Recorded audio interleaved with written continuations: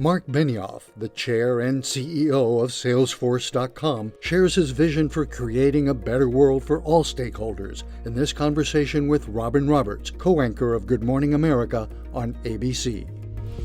I have been looking forward to this. Salesforce co-founder, chair, CEO, Marc Benioff, who believes that the business of business is to make a difference, to make an impact in the world. And boy, has he done just that. And I'm very proud to say a dear friend. How are you, Marc? Oh, I'm doing wonderful, Robin. And it's such a pleasure to be with you. And I was just thinking about how sad I was that we haven't had dinner together in a long time.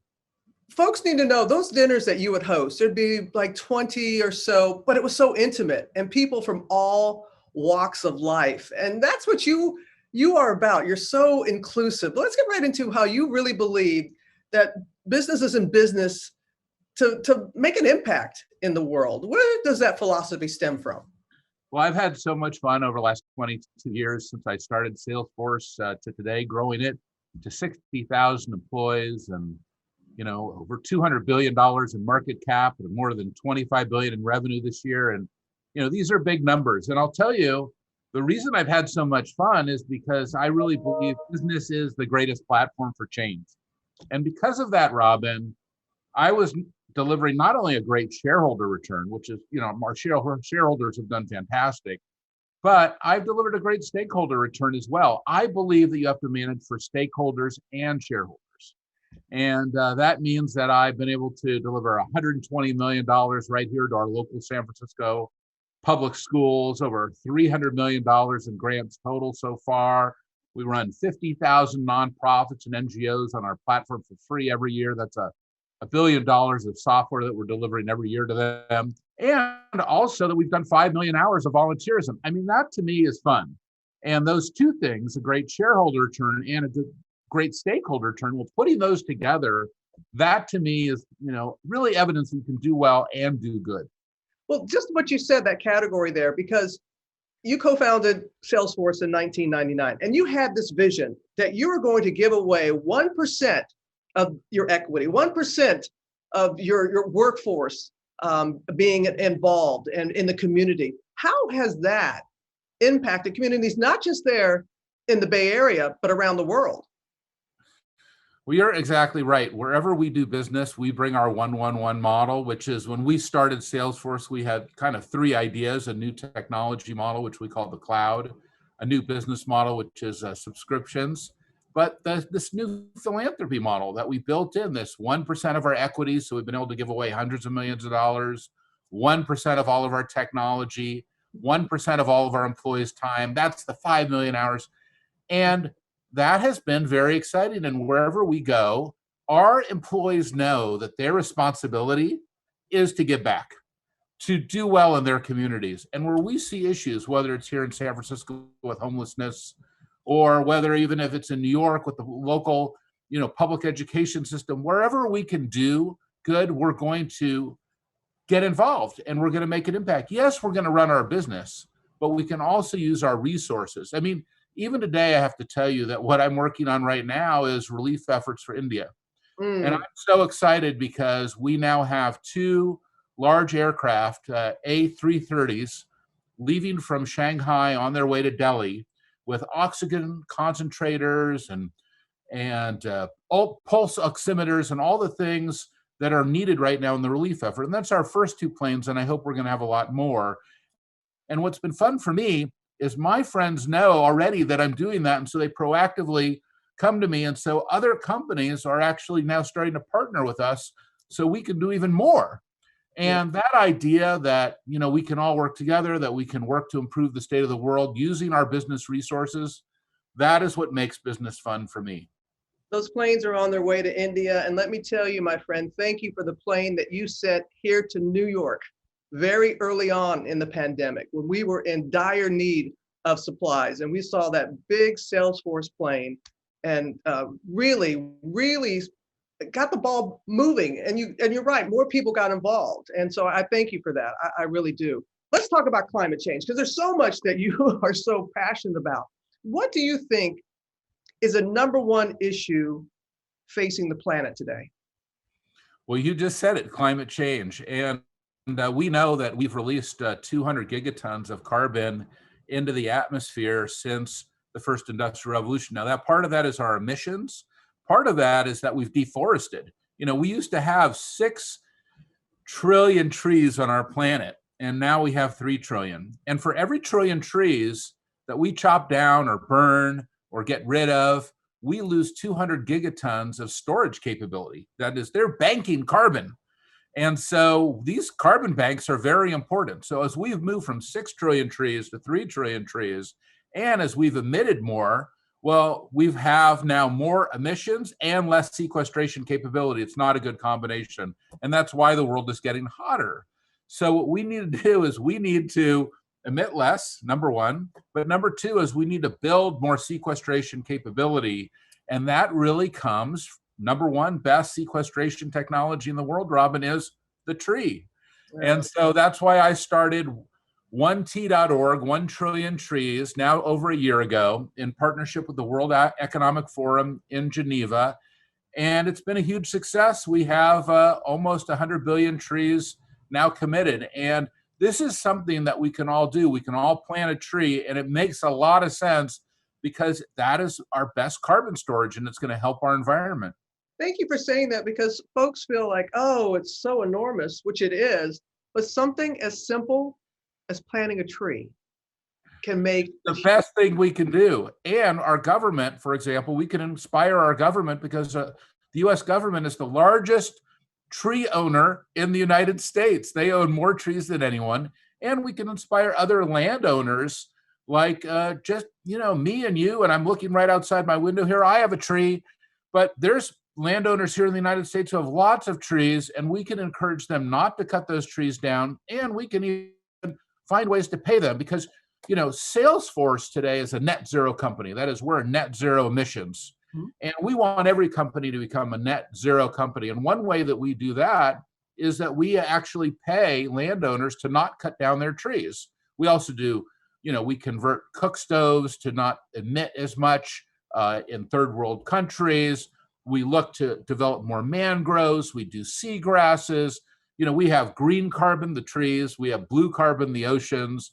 We have brown carbon, the farms. And we have gray carbon. We have machines now that are sucking the carbon out of the environment. That's very exciting. I was on the phone last night with an entrepreneur in Switzerland who's built a company that's actually just sucking carbon out of the sky every day. That's incredible.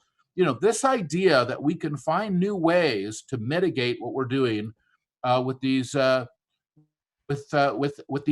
carbon outputs, and this idea that we can bring the carbon back in, this is critical for our future. But we've got to emit less, but we can also sequester more.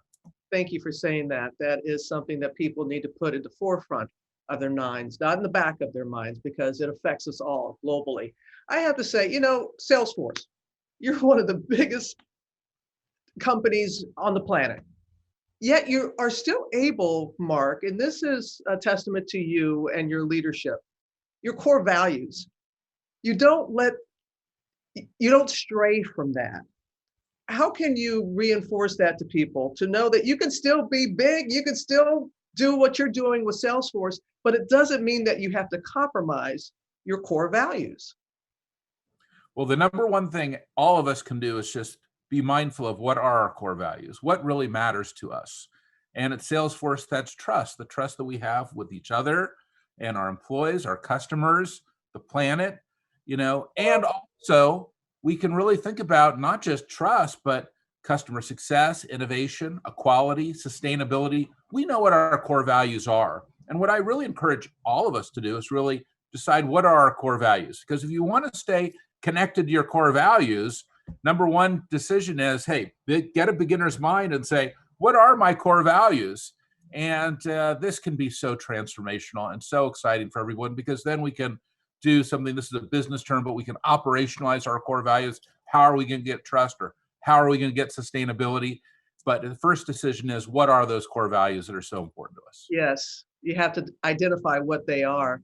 With all that you are so involved in, and you give it all, whether it's like dealing with homelessness, whatever it is, that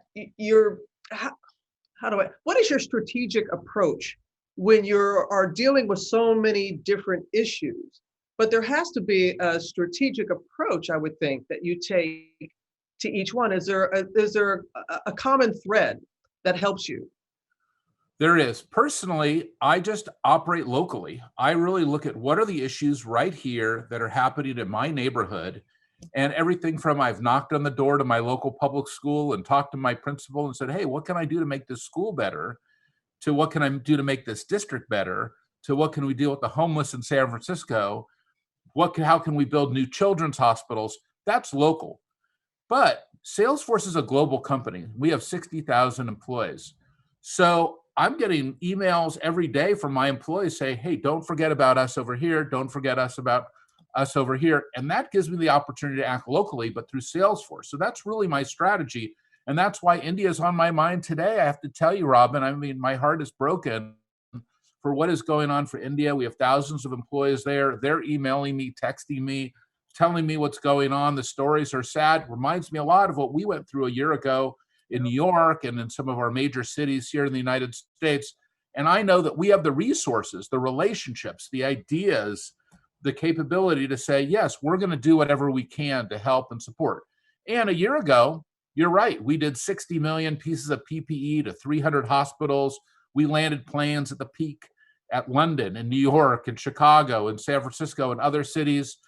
And now, India's on red alert, and what's on my mind is what should we be doing Salesforce to help India? And that is, we came up with the idea, well, we can do what we were good at a year ago. We can get supplies to where it matters most. And I am surprised, honestly, that we're back at it, that we're kind of back in this. I thought it was behind us, but we're not. We're still in COVID, and the pandemic is still global, and things are better here in the United States, and things are better for me and you, but things are not better for everyone. So we have to stay on red alert, if you will. And our government does too. We should be telling our government to help because they're launching planes. They have a lot of resource. All of us have to do our part. All of us have to do our part, and all of us have to realize we have more in common than not.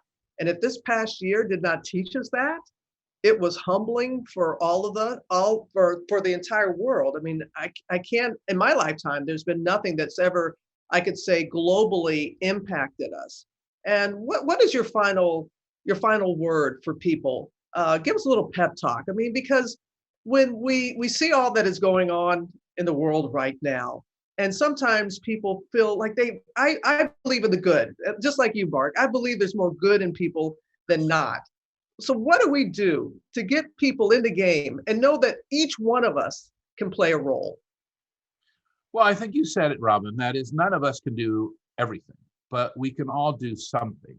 And I think if each of us does one thing, it can be a small thing, but if we do an action and say, yes, we're going to go forward together and we're going to work to improve the state of the world, then we will. We can all make a decision. What is the one thing we can do today to make things just a little bit better? Obviously, I have more responsibility with a big company. I have to do more. I realize that. That's my responsibility. That's I love a Hawaiian term. It's called kuleana. Kuleana. It means responsibility in Hawaiian. It's like the personal responsibility that you carry inside yourself. In India, they might call it your karma, that this is my karma. I'm carrying my responsibility forward. But for each of us, we can knock on our door of our local public school. We can help the local homeless. We know that every homeless person needs a home. We know that we can volunteer at our local food bank. And we know that we can do something for others, even if it's just knocking on the door of somebody next door who may be lonely during the pandemic.